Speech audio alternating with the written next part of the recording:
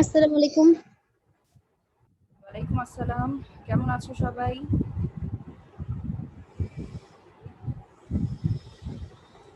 আসসালামু আলাইকুম। আসসালামু ওয়ালাইকুম ভালো আসসালাম। আছি ম্যাম, আপনি কেমন আছেন? আসসালামু আলাইকুম। ওয়ালাইকুম আসসালাম। আসসালামু আলহামদুলিল্লাহ। আলাইকুম ম্যাম। ওয়ালাইকুম আসসালামু আলাইকুম। আসসালাম। ওয়ালাইকুম আসসালাম। আমিও ভালো আছি।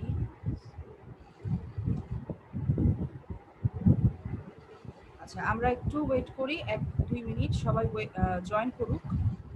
অনেকেই ওয়েটিং রুমে আছে, আমি ওদেরকে অ্যাডমিট দিচ্ছি। সবাই চলে আসলে আমরা আমাদের ক্লাস শুরু করব। তো সবাই নিশ্চয়ই ভালো আছো। আমাদের বাংলা প্রথম পত্রের পড়া চলছিল লাল সালু উপন্যাস। লাল সালু উপন্যাসে কি পড়া ছিল আজকে ক্লাসের জন্য বলো তো? সৃজনশীল ছিল, ঢাকা বোর্ড 2019। সৃজনশীল। বাড়ির কাজ করেছো সবাই?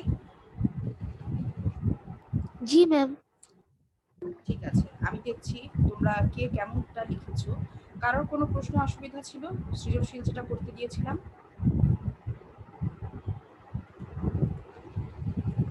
কারোর কোথাও কোনো অসুবিধা হয়েছিল বুঝতে বা লিখতে গিয়ে? হয়নি মনে হচ্ছে। আচ্ছা, আমরা একটু দেখি আমাদের বাড়ির কাজটা কি ছিল। উম,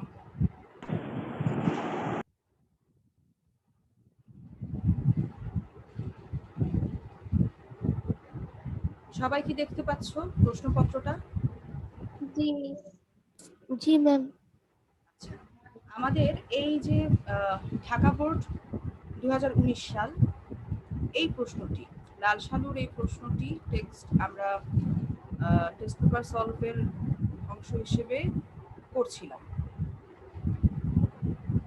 বাড়ির কাজ আমাদের ছিল। এখন দেখি কি অবস্থা, কে কেমন লিখেছো। আচ্ছা, আমরা একটু উদ্দীপকটা প্রথমে পড়ে নেই। উদ্দীপকে কি বলা আছে দেখি।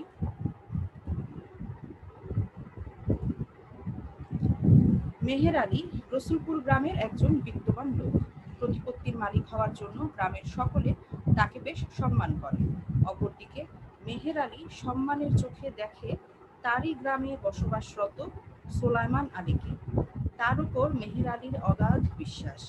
তাই সোলাইমান আলী মৌখিকভাবে যে নির্দেশনাই দেন, মেহের আলী তা বাস্তবায়ন করতে কুণ্ঠাবোধ করে না। একদিন সোলাইমান আলী মেহের আলীকে বললেন, মেহের, তোমার স্ত্রী সংসারে অশুভ শক্তির ছায়ারূপে বিরাজ করছে, তাকে তুমি অবিলম্বে তালাক দাও। এমন নির্দেশনা পেয়ে কাল বিলম্ব না করে স্ত্রীকে তালাক দেয় মেহের আলী। এইটুকু হচ্ছে আমাদের উদ্দীপক। এই উদ্দীপক থেকে আমরা এই যে দুটো চরিত্র আছে, একটা হচ্ছে মেহের আলী, আরেকজন হচ্ছে সোলাইমান আলী। এই দুটো চরিত্রের সাথে আমরা আমাদের লাল সালু উপন্যাসের কোন দুটো চরিত্রকে মেলাতে পারছি? খালেক ব্যাপারী আর মজিদ। খালেক ব্যাপারী এবং মজিদ, হ্যাঁ ম্যাম। আচ্ছা, গুড, এই তো আমরা ধরতে পারছি। খালেক ব্যাপারী মজিদ। হ্যাঁ, খালেক ব্যাপারী এবং মজিদ। এই যে আমরা উদ্দীপকের সাথে আমাদের প্রথম কাজ হচ্ছে উদ্দীপকের সাথে আমাদের মূল পাঠ্য বইকে মেলানো। তা আমরা মিলিয়ে পেলাম যে এখানে এই দুটো চরিত্রের মধ্যে মিল আছে। এখন এই দুটো চরিত্রের কর্মকাণ্ডের কতটা মিল আছে, যেমন এবং কার সাথে কার মিল? মেহের আলীর সাথে কার মিল আছে? মেহের আলীর সাথে ম্যাম খালেক ব্যাপারী। খালেক ব্যাপারী। খালেক ব্যাপারী মেহের আলীর সাথে মিল। ঠিক। আর সোলাইমান আলীর সাথে মজিদের। সোলাইমানের সাথে মজিদ। হ্যাঁ, এই তো। এখন আমরা যাই তার পরবর্তী ধাপে। এই যে আমরা দেখছি যে মেহের আলী সোলাইমান আলীর কথা শুনে চলে এবং সে বলেছে যে মেহেরের সংসারে তার স্ত্রী একটি অশুভ শক্তির ছায়া। এই জন্য তাকে অনতিবিলম্বে, মানে কোনো বিলম্ব না করে খুব শীঘ্রই তাকে তালাক দিয়ে দিতে হবে। এবং এমন নির্দেশনা পেয়ে মেহের আলী কিন্তু প্রতিবাদ করেনি।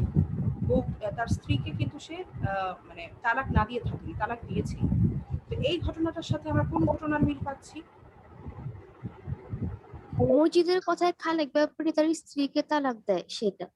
হ্যাঁ, তার স্ত্রী আমেনা বিবিকে সে তালাক দিয়েছিল অকারণে।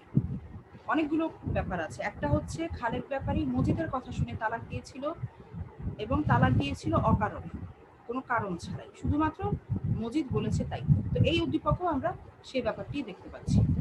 তো এখন আমরা দেখব এই প্রশ্নগুলোর উত্তর কে কেমন লিখেছো। আমরা তো বুঝতে পারলাম যে সকলেই উদ্দীপকটা ভালোভাবে বুঝতে পেরেছো, এবং উদ্দীপকের সাথে তোমাদের পাঠ্য বইয়ের একটা সম্পর্ক তোমরা খুঁজে পেয়েছো। কখনো এখানে তো সাদৃশ্য আছে, এই উদ্দীপকের সাথে আমাদের উপন্যাসটির সাদৃশ্য রয়েছে। কখনো কখনো বৈসাদৃশ্য দেখব, একেবারে বৈসাদৃশ্য। আবার কখনো দেখব কিছু অংশে সাদৃশ্য আছে, কিছু অংশে বৈসাদৃশ্য আছে। তখন আমাদের কাজ হবে উত্তর লেখার সময় তোমাকে তো বলা হবে যে এই মন্তব্যটি বিশ্লেষণ করো বা এই ঘটনাটি যুক্তি সহকারে ব্যাখ্যা করো, এরকম প্রশ্ন থাকবে তোমাদের। তখন তোমাদের কাজ হচ্ছে যে কতটুকু সাদৃশ্য আছে সেটুকু বলা, কতটুকু বৈসাদৃশ্য আছে সেটুকু বলা, বা প্রশ্নটা যেমন থাকবে সেই প্রশ্নের আঙ্গিকে উত্তরটাকে উপস্থাপন করা। তো আমরা যাই প্রশ্নে। কে পক্ষাঘাতে আক্রান্ত? এটা জ্ঞানমূলক প্রশ্ন, এটার সাথে উদ্দীপকের সম্পর্ক নেই। কে পক্ষাঘাতে আক্রান্ত? খেতানের মা। খেতানির মা। খেতানির মা। খেতানির মা। এই এই চরিত্রটাকে আমরা কখন পেয়েছি? খুব গুরুত্বপূর্ণ চরিত্র নয়, আমরা দেখেছি যে রহিমাকে মজিদের স্ত্রী, মজিদের স্ত্রী রহিমা, সে যখন মাজারে গিয়ে সবার জন্য দোয়া করে, তখন সে এরকম খেতানির মা পক্ষাঘাতে আক্রান্ত, বড় কষ্ট পাচ্ছে, তাকেও তুমি ভালো করে দাও, এই ধরনের দোয়া আমরা পেয়েছি। তো এইরকম ছোট ছোট প্রশ্ন, ছোট ছোট তথ্য থেকে জ্ঞানমূলক প্রশ্ন আসে, বহু নির্বাচনী প্রশ্ন আসে। গুড, তোমরা পেরেছো। এরপরে খ, জমিলা যেন ঠাটা পড়া মানুষের মতো হয়ে গেছে, বাক্যটি ব্যাখ্যা করো। কে বলতে চাও উত্তরটা? জামিলের বিয়ে একজন পিতৃবয়সী মজিদের সাথে বিয়ে হয়ে গেছে, তারপর সে তার হাজবেন্ড তাকে টর্চার করে, তারপরও সে কিছু বলতে পারছে না। এই যে সম্পূর্ণ ভুল বলছো তুমি, তার হাজবেন্ড তাকে টর্চার করতো না। টর্চারের বাংলা কি বাবা? মানে টর্চার ভাবে, মেন্টালি ভাবে তাকে অপমান করতো। ওরে বাবা, ম্যাম, প্রচুর আমি ইংরেজি বলি। শব্দ। দাঁড়াও, আমি বলি। টর্চার নয়, অত্যাচার। ঠিক আছে, প্রথম কথা হচ্ছে বাংলার সাথে ইংলিশ আমরা অযথা মেলাবো না, যখন প্রয়োজন তখন তো মেলাতেই হবে। যেমন আমরা জুম অ্যাপে ক্লাস করছি, এটার তো বাংলা সম্ভব না, জুমকে জুমই বলতে হবে, অ্যাপকে অ্যাপই বলতে হচ্ছে। ঠিক আছে, কিন্তু যার বাংলা শব্দ আছে বহুল প্রচলিত, সেগুলোকে আমরা অযথা ইংরেজি বলবো না। টর্চার না বলে কি বলবো? অত্যাচার। আরেকটাকে যেন বলছিলে মেন্টালি টর্চার করতো, এটা কি হবে বাংলা বলো? মানসিক অত্যাচার। মানসিক অত্যাচার। তোমরা পারো, শুধু একটু সচেতন ভাবে ব্যবহার করতে হবে। গুড। আচ্ছা, কেউ একজন বলতে চাচ্ছিল উত্তরটা, সে বলো এখন। জি ম্যাম, এই আমি তুমি কে? ঈশা? ঈশা। হ্যাঁ, ঈশা বলো শুনি। আলোচক স্মৃতি চঞ্চল জমিলার পিতৃবয়সী মজিদের সাথে বিয়ের পর স্বামীর প্রতিনিয়ত শাসন আর উপদেশের কারণে সৃষ্ট জমিলার মানসিক অবস্থাকে বোঝানো হয়েছে। আচ্ছা, আর কেউ ম্যাম, লিখেছো? পরের গুলো বলবো ব্যাখ্যাটা?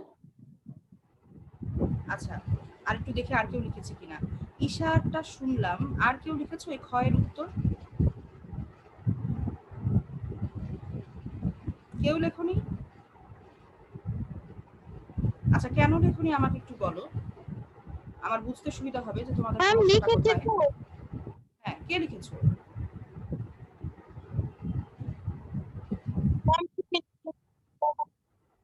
পিতৃবয়সী একজন মজিদের সাথে বিয়ের পর স্বামী মজিদ প্রতিনিয়ত তাকে শাসন করত, এবং তার উপদেশের কারণে সৃষ্ট মানসিক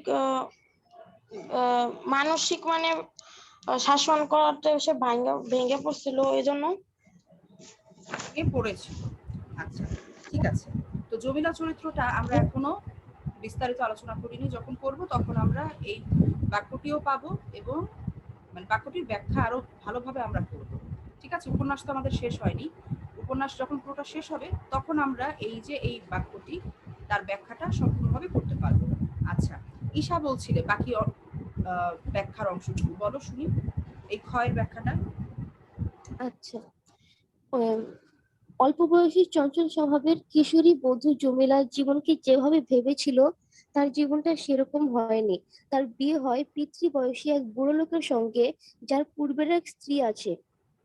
এছাড়া স্বামীর শোষক স্বভাবের কারণে শারীরিক ও মানসিক ভাবে ভেঙে পড়ে জমিলা। আর এটি বোঝানোর জন্যই প্রশ্নোক্ত বাক্যটি করা হয়েছে। আচ্ছা, ভালো হয়েছে, সুন্দর।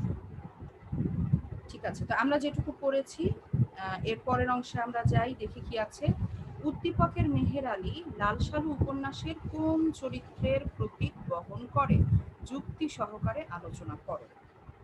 এই প্রশ্নের উত্তরটা কে শোনাতে চাও? মিস খালেক ব্যাপারীর চরিত্র বহন করে। মেহের আলী কার চরিত্রের প্রতিনিধিত্ব করে বলো? মিস খালেক ব্যাপারী। প্রতিপত্তি খালেক ব্যাপারী। হ্যাঁ, খালেক ব্যাপারী, কিন্তু কিভাবে সেটা এখন যুক্তি সহকারে তোমাকে আলোচনা করতে হবে। কে বলতে চাচ্ছ উত্তরটা? মিস আমি। হ্যাঁ, নাম বলো। নুসরাত জাহান মিথিলা। আচ্ছা, মিথিলা, বলো। উদ্দীপকে মেহের আলী লাল সালু উপন্যাসের খালেক ব্যাপারী প্রতীক বহন করে। খালেক ব্যাপারী কেননা চরিত্রটির, দাঁড়াও দাঁড়াও দাঁড়াও দাঁড়াও, এইভাবে লিখতে হবে। উদ্দীপকের মেহের আলী লাল সালু উপন্যাসের খালেক ব্যাপারী চরিত্রটির প্রতীক বহন করে। আচ্ছা, এবার বল। এখানে মেহের আলী যেভাবে সোলাইমান আলীর কথা শুনে নিজের স্ত্রীকে অবিলম্বে তালাক দেয়, এবং সোলাইমান আলীর কথা শুনে ঠিক উপন্যাসেও খালেক ব্যাপারী মজিদের কথা শুনে তার স্ত্রীকে তালাক দেয়। নিজের প্রভাব প্রতিপত্তি বজায় রাখার জন্য মজিদের কথা শুনে সব কাজ করতে বাধ্য হয়, কারণ বলো, শুনছি আমি, বলো। এটুকুই লিখেছো? আমি স্যার টু আছে, বলো। বলছি ম্যাম। খালেক ব্যাপারী মিস আর পারছি না। আচ্ছা, ঠিক আছে। আর কেউ? হ্যাঁ, বলো, নাম বলো আগে। মার্জিয়া। হ্যাঁ, মার্জিয়া, বলো। এখানে উদ্দীপকে মেহের আলী লাল সালু উপন্যাসে খালেক ব্যাপারী চরিত্র প্রতীক বহন করে। অশিক্ষিত ও অসচেতনতার কারণে মানুষের কুসংস্কারে বিশ্বাস করে। এই সুযোগ নেয় সমাজে কিছু এক শ্রেণী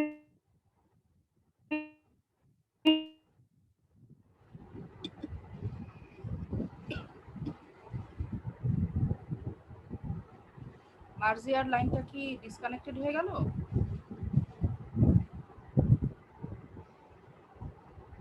মার্জিয়া কি শুনতে পাচ্ছ? স্বার্থপর মানুষ, যেমন উদ্দীপকে। হ্যাঁ, মার্জিয়া, তোমার কথা আমরা এতক্ষণ শুনতে পাইনি, তুমি আবার একটু বলো।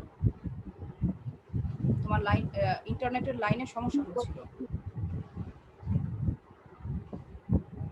প্রতিপত্তির অধিপতি ছিল মেহের আলী সোলাইমান। তো বলছি, আপনারা কি শুনতে পাচ্ছেন?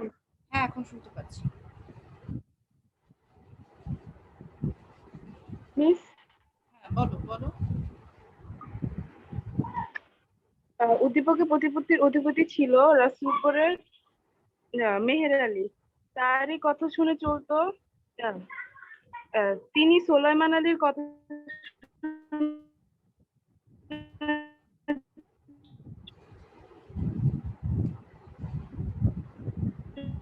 চলতো। তিনি তার স্ত্রীকে তালাক দেন। মুজিব কথায় তার স্ত্রীকে তালাক দেন খালেক ব্যাপারী। আমরা এখানে তাই বলে যে উদ্দীপকে মেহের আলী উপন্যাসে খালেক ব্যাপারী চরিত্রটি প্রতীক বহন করে।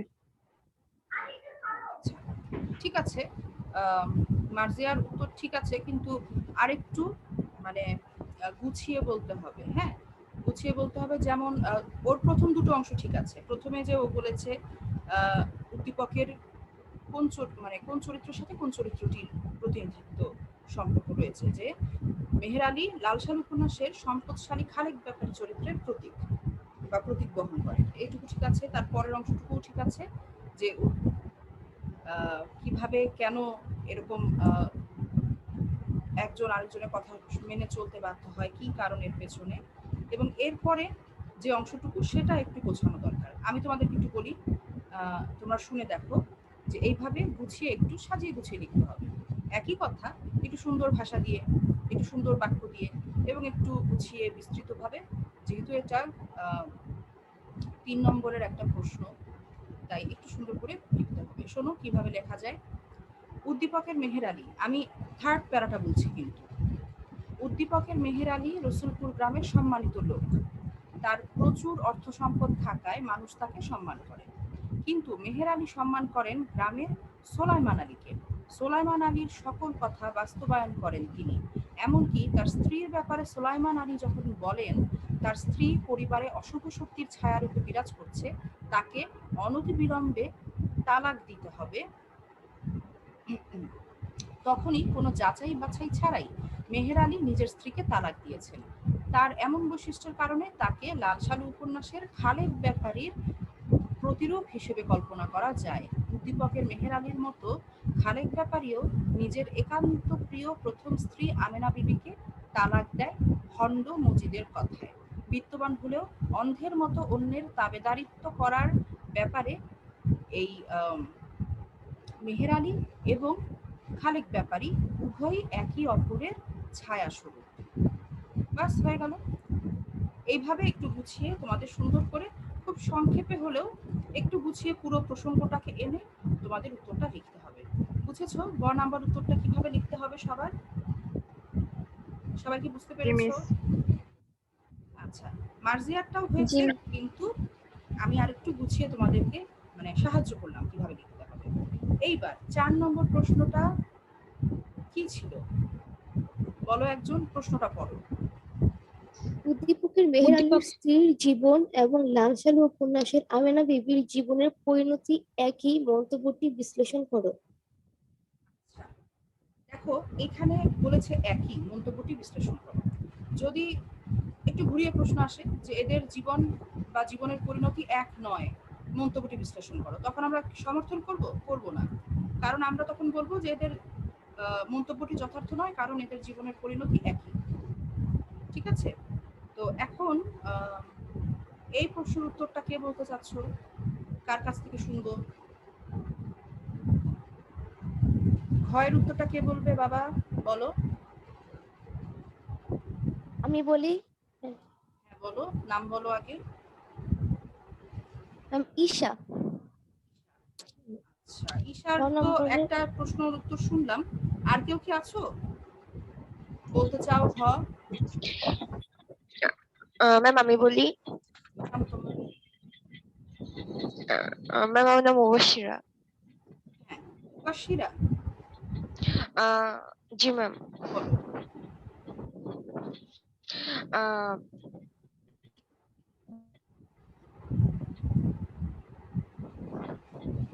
উদ্দীপকের মেহের জীবন এবং লালসালু উপন্যাসের আমেনা জীবনের পরিণতি একই, বাক্যটি যথার্থ বিশ্লেষণ করো।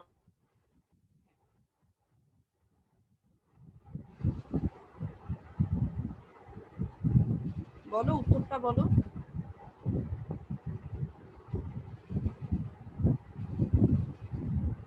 মুবাশিরা শুনতে পাচ্ছ? আচ্ছা, মুবাশিরা সম্ভবত শুনতে পারে তখন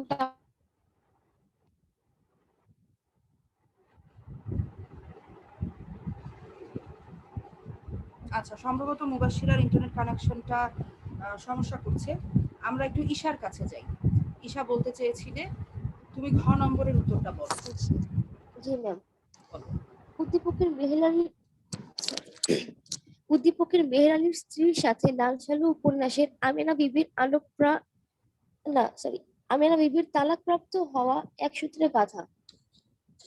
লাল সালু উপন্যাসের আমেনা বিবি ধর্ম ব্যবসায়ী মজিদের প্রতিহিংসার শিকার। তার প্রতি সে এবং তার স্বামী অন্ধভক্তিতাও এর জন্য দায়ী। খালেক ব্যাপারী ভণ্ড মজিদকে বিশ্বাস করত, তার কোনো আদেশ বাস্তবায়নে পিছুপা হতো না সে, আর এই দিকটিকে অস্ত্র হিসেবে ব্যবহার করে মজিদ, যার ফলে আমেনা বিবিকে তালাকপ্রাপ্ত হয়ে নিজের সুখের সংসার জলাঞ্জলি দিতে হয়।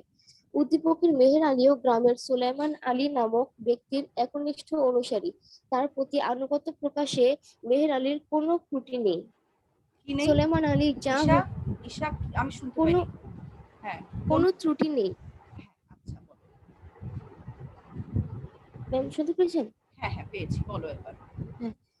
সুলাইমান আলী যা হুকুম করে তা বাস্তবায়নে তিনি মোটেও বিলম্ব করেন না। এমনকি নিজের স্ত্রীর ক্ষেত্রে সুলাইমান আলীর হুকুম বাস্তবায়নে চরম নিষ্ঠুরতার পরিচয় দেন তিনি।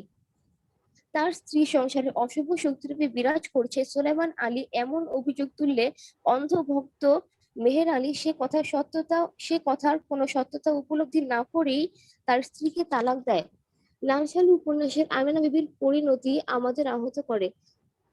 অজ্ঞতা, কুসংস্কার ও অন্ধ ধর্মীয় বিশ্বাসের কারণে ভণ্ড মজিদ তার সংসারী জীবনকে ধ্বংস করে দেয়। আমেনা বিবি ছিল মোহাম্মদনগর গ্রামের প্রভাবশালী খালেক ব্যাপারীর প্রথম স্ত্রী। সন্তানের প্রত্যাশায় খালেক ব্যাপারী ও তার স্ত্রী উন্মুখ হয়ে থাকে। এলাকার মসজিদকে পাড়ি দিয়ে আওয়ালপুরের পীরের কাছে পানি পড়া আনতে যাওয়াটা সরি এলাকার মসজিদকে পাড়ি দিয়ে আওয়ালপুরের পীরের কাছে পানি পড়া আনতে যাওয়াটা মসজিদের সহ্য হয়নি। তাই মসজিদ প্রতিশোধ নিতে খালেক ব্যাপারীকে বলে তার স্ত্রীর পেটে বেরি আছে, তা কাটাতে তাকে দুর্বল শরীরে মাজারের চারপাশে চক্কর দিতে দিতে হবে। এতে মানসিক ও শারীরিক ভাবে দুর্বল হয়ে পড়ে আমেনা বিবি। নাটকীয় এসব ঘটনা ঘটিয়ে মজিদ খালেক ব্যাপারীকে তার স্ত্রীকে তালাক দিতে বলে। শেষ পর্যন্ত খালেক ব্যাপারী মজিদের প্রতি অন্ধ বিশ্বাসের প্রমাণস্বরূপ তার স্ত্রী আমেনা বিবিকে তালাক দেয়। সুতরাং আলোচ্য উপন্যাসের আমেনা বিবি এবং উদ্দীপকের মেহের আলীর স্ত্রী একই পরিণতির শিকার। তাই বলা যায় প্রশ্নোত্তম মন্তব্যটি সঠিক। আচ্ছা। হ্যাঁ, সুন্দর হয়েছে ঈশা, তোমার উত্তরটা সাজানো গোছানো হয়েছে। একটা জিনিস একটু তুমি মিস করে গেছো, সেটা হলো এই যে তুমি শেষে এসে বললে যে আমিনা বিবি দুর্বল হয়ে পড়ে, এই যে তাকে পেটে বেরিয়ে পড়েছে, তাকে মাজারের চারপাশে পাক দিতে বলা হয়, এতে আমিনা বিবি দুর্বল হয়ে পড়ে। শুধু তাই না, দুর্বল হয়ে পড়ে বলে থেমে গেলে হবে না, দুর্বল হয়ে পড়ে এবং এক পর্যায়ে সে মাজারেই বেহুশ হয়ে ও পড়ে যায়। বেহুশ হয়ে গেছে। সেই বেহুশ হয়ে যাওয়ার কারণেই আচ্ছা। কিন্তু ওই মজিদ বলার সুযোগটা পায় যে একে তালাক দেওয়ার একটা মানে প্রসঙ্গটা সে তুলে। ঠিক আছে, তো এই বেহুশ হয়ে যাওয়ার আচ্ছা। ব্যাপারটাও উল্লেখ করতে হবে, এটা খুব গুরুত্বপূর্ণ। হ্যাঁ, এটা কিন্তু অত্যন্ত গুরুত্বপূর্ণ একটা তথ্য। এটা ছাড়া তোমার উত্তরটা সাজানো গোছানো হয়েছে, সুন্দর হয়েছে, ঠিক আছে। তো বাকিরা নিশ্চয়ই শুনেছো, আমরা এই যে 4টা প্রশ্নের উত্তর আলোচনা করলাম, সবাই শুনেছো? বাকিরা যারা বলনি সবাই কি শুনেছো? জি মিস। আচ্ছা, ঠিক আছে। তো আমাদের এই যে আমরা বলেছিলাম, দুঃখিত, কি বলেছিলাম আমরা, কোন কথা বলছিলাম, এই তো আমরা বলেছিলাম যে লাল সালু উপন্যাসটা শেষ হলে, আচ্ছা চ্যাট বক্সে এত কথা কিসের, তোমরা কি অ্যাটেন্ডেন্স দিচ্ছ নাকি? সবাই মিলে জগা খিচুড়ি করে অ্যাটেন্ডেন্স দিয়েছো? আমি তো সবসময় শেষে নাম ডাকি তোমাদের, কেন এই কাজটা আজকে করলে?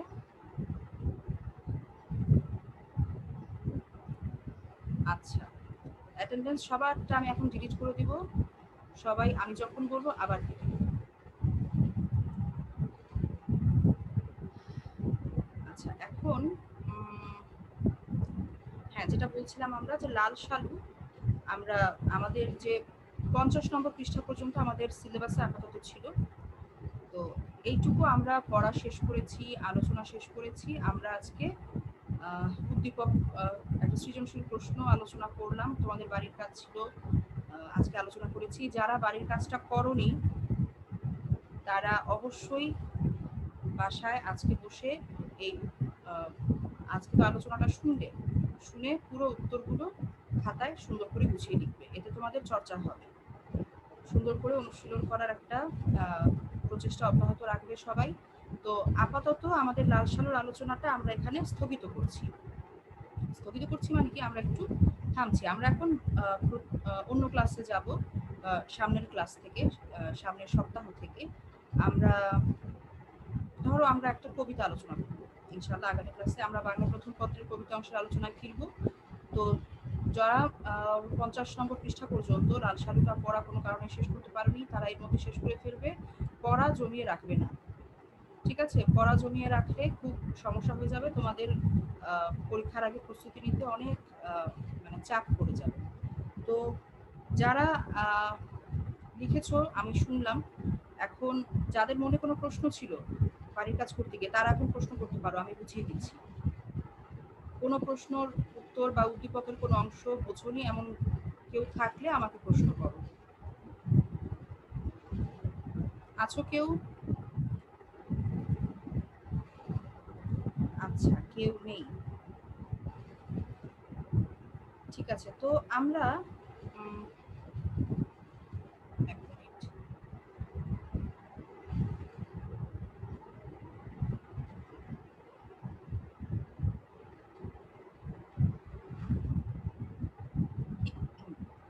আচ্ছা, আমরা আজকে কবিতার যে আলোচনা আমরা আগামী ক্লাসে করব, সেই কবিতাটারই একটু কবি পরিচিতি পাঠ পরিচিতি আজকে একটু আলোচনা করবো, যেহেতু সময় আছে। আগামী ক্লাসে আমরা কবিতাটার আলোচনা যেন ভালোভাবে করতে পারি, সেই কারণে আমরা ম্যাম গতকালকে কি বাংলা প্রথম পত্র করাবেন? গতকালকে সরি কালকে। আগামী ক্লাসে আগামী সপ্তাহে বাংলা প্রথম পত্র কবিতা পড়ানো হবে। তো আমরা আজকে একটু আগামী ক্লাসের যে কবিতাটা, সেই কবিতার একটু কবি পরিচিতি বা পাঠ পরিচিতি যা আছে আমাদের যতটুকু আছে পড়া সম্ভব আমরা একটু পড়ি। দেখো, আমাদের নেক্সট কবিতা হচ্ছে নুরুল দিনের কথা মনে পড়ে যায়। আমরা কবি পরিচিতিটা একটু পড়ি আজকে। কবি সৈয়দ শামসুল হক। সৈয়দ শামসুল হক, তোমাদের সামনে তো বই নেই, তোমরা স্ক্রিনের দিকেই তাকাও। সৈয়দ শামসুল হক 1935 খ্রিস্টাব্দের 27শে ডিসেম্বর কুড়িগ্রামে জন্মগ্রহণ করেন। তার পিতার নাম সৈয়দ সিদ্দিক হুসাইন। তিনি ঢাকা বিশ্ববিদ্যালয়ে ইংরেজি সাহিত্যের ছাত্র ছিলেন। সৈয়দ হক প্রথমে সাংবাদিকতাকে পেশা হিসেবে বেছে নিয়েছিলেন। তিনি বিবিসি বাংলা বিভাগের প্রযোজক ছিলেন। পরে তিনি পুরোপুরি সাহিত্য সাধনায় আত্মনিয়োগ করেন। একাধারে গল্প, উপন্যাস, কবিতা, নাটক, কাব্যনাট্য ও শিশু সাহিত্যের লেখক হওয়ায় তিনি সব্যসাচী লেখক হিসেবে বিশেষ খ্যাতি অর্জন করেছেন। চিত্রনাট্য রচয়িতা ও গীতিকার হিসেবেও তিনি খ্যাত। মানুষের জটিল জীবন প্রবাহ এবং মনস্তাত্ত্বিক বিশ্লেষণ তার সাহিত্যকর্মের মূল প্রবণতা। সাহিত্যের গঠনশৈলীর ক্ষেত্রে তিনি সর্বদাই নিরীক্ষাপ্রিয়। তার উল্লেখযোগ্য কাব্যগ্রন্থ হল বৈশাখে রচিত পঙ্ক্তিমালা, প্রতিধ্বনিগণ, পরাণের গহীন ভিতর, রজ্জুপথে চলেছি। পায়ের আওয়াজ পাওয়া যায়, গণনায়ক, নুরুল দিনের সারা জীবন, এখানে এখন, ঈর্ষা প্রভৃতি তার কাব্যনাটক। সৈয়দ শামসুল হক বাংলা একাডেমি পুরস্কার, আদমজী সাহিত্য পুরস্কার, নাসিরউদ্দিন স্বর্ণপদক, জাতীয় চলচ্চিত্র পুরস্কার এবং 21শে পদক সহ বিভিন্ন সম্মাননায় ভূষিত হয়েছেন। তিনি 2016 খ্রিস্টাব্দের 27শে সেপ্টেম্বর ঢাকায় মৃত্যুবরণ করেন। এখান থেকে যে গুরুত্বপূর্ণ তথ্যগুলো রয়েছে সেগুলো তোমাদের পড়তে হবে। আমি এখন মুখে মুখে তোমাদের কয়েকটা প্রশ্ন জিজ্ঞাসা করছি, যেমন সৈয়দ শামসুল হক কি হিসেবে বিশেষ খ্যাতি অর্জন করেছেন? কোন ধরনের লেখক হিসেবে বিশেষ খ্যাতি অর্জন করেছেন? সব্যসাচী। সব্যসাচী লেখক, গুড। এই কথাটা প্রশ্নটা খুব বেশি আসে। সব্যসাচী লেখক হিসেবে কে খ্যাতি অর্জন করেছেন? 4 জন কবির নাম দেয়া থাকলো, তার মধ্যে সঠিক হচ্ছেন সৈয়দ শামসুল হক। সৈয়দ শামসুল। আর এখানে যে তার কাব্যগ্রন্থগুলো আছে এগুলো গুরুত্বপূর্ণ। তারপরে তার কাব্যনাট্য আছে, যেমন পায়ের আওয়াজ পাওয়া যায়, গণনায়ক, নুরুল দিনের সারা জীবন, এখানে এখন, ঈর্ষা। এগুলো কোন ধরনের রচনা? এগুলো হচ্ছে কাব্যনাটক। কাব্যনাটক কি তোমরা কি জানো? না। আচ্ছা, নাটক তো আমরা সবাই দেখি, নাটক দেখেছি। নাটকে কি থাকে? সংলাপ, ডায়ালগ, তাই তো? কেউ একজন আনমিউট বাচক মিউট করো, তোমার ওখান থেকে শব্দ আসছে। তো এই যে সাধারণ নাটকে আমরা শুনি সংলাপ, এক একটা চরিত্রের মুখে এক একটা সংলাপ থাকে। সেই সংলাপগুলো আমরা যেমন সাধারণ কথা বলি সেরকম সাধারণ কথার মতোই। কিন্তু কাব্যনাটক আর নাটকের পার্থক্য হচ্ছে কাব্যনাট্যে যে সংলাপগুলো থাকে সেগুলো সব কবিতা। আমরা যেভাবে কথা বলি সাধারণ কথা, তাতে তো কোনো ছন্দ নেই, তাল, লয় এরকম কোনো ব্যাপার নেই, সাধারণ কথা একেবারে। কিন্তু কবিতায় ছন্দ থাকে, কবিতার তো একটা বৈশিষ্ট্য আছে, আমরা তো কবিতা জানি কবিতা কি জিনিস। তো ওইখানে চরিত্রের মুখে সংলাপগুলো, কাব্যনাট্যে চরিত্রের মুখে সংলাপগুলো হয় এক একটি কবিতা। এটাই হচ্ছে কাব্যনাট্য, যে নাটকে সংলাপগুলো হয় কবিতা বা কবিতার মাধ্যমে সংলাপ লেখা হয়, সেগুলো হচ্ছে কাব্য নাটক। নাম শুনে আমরা বুঝতে পারছি কাব্য হচ্ছে কবিতা, নাট্য হচ্ছে নাটক, মানে কবিতা এবং নাটকের একটি সংমিশ্রণ, এটা হচ্ছে কাব্য নাট্য। তো কোনগুলো তার কবিতা গ্রন্থ, কোনগুলো তার কাব্যনাট্য, এগুলো আমাদের জানতে হবে। তিনি কি কি পুরস্কার পেয়েছেন সেই পুরস্কারের কথা জানতে হবে। তার পেশা কি ছিল, সাংবাদিকতা। তিনি কোথায় কর্মরত ছিলেন, বিবিসি বাংলা বিভাগের প্রযোজক হিসেবে কর্মরত ছিলেন। তিনি কবে জন্মগ্রহণ করেছেন, কোথায় জন্মগ্রহণ করেছেন, যেমন কুড়িগ্রামে 1935-এর 27শে ডিসেম্বর কুড়িগ্রামে জন্মগ্রহণ করেছেন। তিনি কোন বিষয়ের ছাত্র ছিলেন? আমার একটা কথা বলার ছিল। বলো। মিস, এই যে নুরুল দিনের কথা মনে পড়ে যায়, এই কবিতা তো আমাদের শর্ট সিলেবাসে নাই। শর্ট সিলেবাসে নাই? না মিস। নেই এটা। ঠিক আছে, আমরা আজকে এটুকু করি, এটা নিয়ে আমরা আগামী ক্লাসে কথা বলবো, আছে কি নেই সেটা নিয়ে আমরা কথা বলবো, ঠিক আছে? ওকে মিস। আচ্ছা, আর কি বলছিলাম, কুড়িগ্রামে জন্মগ্রহণ করেন। আর আছে এই যে মৃত্যু, তিনি কত সালে কোথায় মৃত্যুবরণ করেছেন? তিনি 2016 খ্রিস্টাব্দে 27 সেপ্টেম্বর ঢাকায় মৃত্যুবরণ করেছেন। তো এই জিনিসগুলো আমাদের জানতে হবে, কবি পরিচিতি থেকে আমাদের এগুলো জানার আছে, আমরা এগুলো জানবো এবং শিখবো। আর এখন আমরা এই যে তোমরা অ্যাটেন্ডেন্স গুলো দিয়েছো এভাবে, আমি তোমাদের প্রত্যেকটি ক্লাসের ডাকি, নাম নাম গ্রুপ ডেকে ডেকে ডাকি, তোমরা আজকে নিজেরাই উল্টাপাল্টা করে দিয়েছো। তো এখন তোমরা শুরু করবে হিউম্যানিটিস থেকে, কারণ এভাবে অ্যাটেন্ডেন্স নেওয়াটা পসিবল না। হিউম্যানিটিস এসো, যারা দিয়েছো আবার দেবে, চ্যাট বক্সে এসে অ্যাটেন্ডেন্স দাও।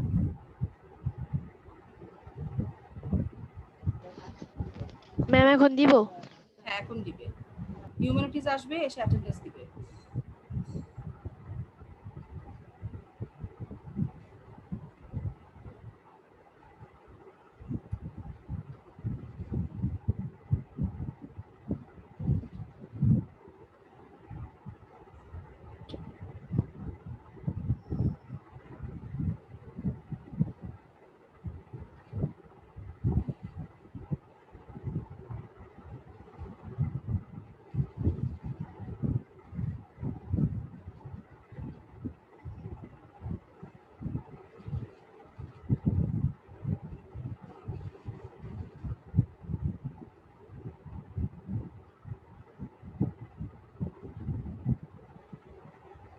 হিউম্যানিটিসের কেউ বাকি আছো আর?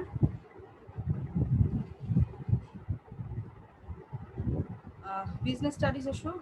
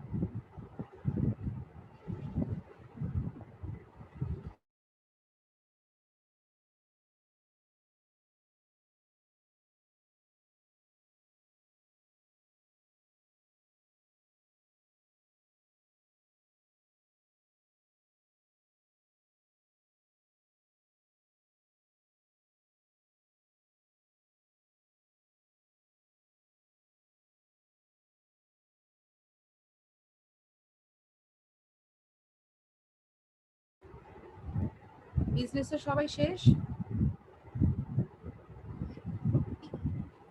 আচ্ছা, এবারে সায়েন্স আমি দিতে পারিনি। ফারজানা দিতে পারোনি, দিয়ে দাও।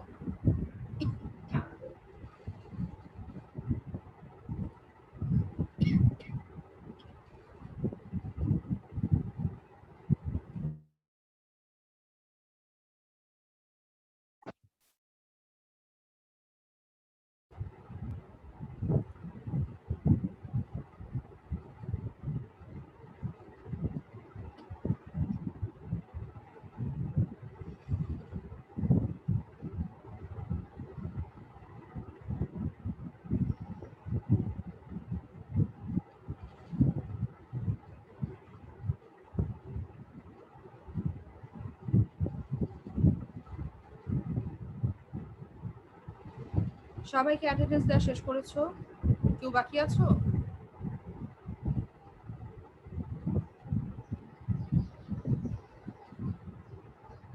বাকি থাকলে বলো, না হলে আমি ক্লোজ করব।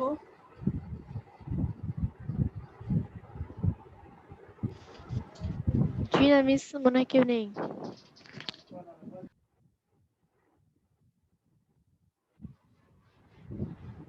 ঠিক আছে।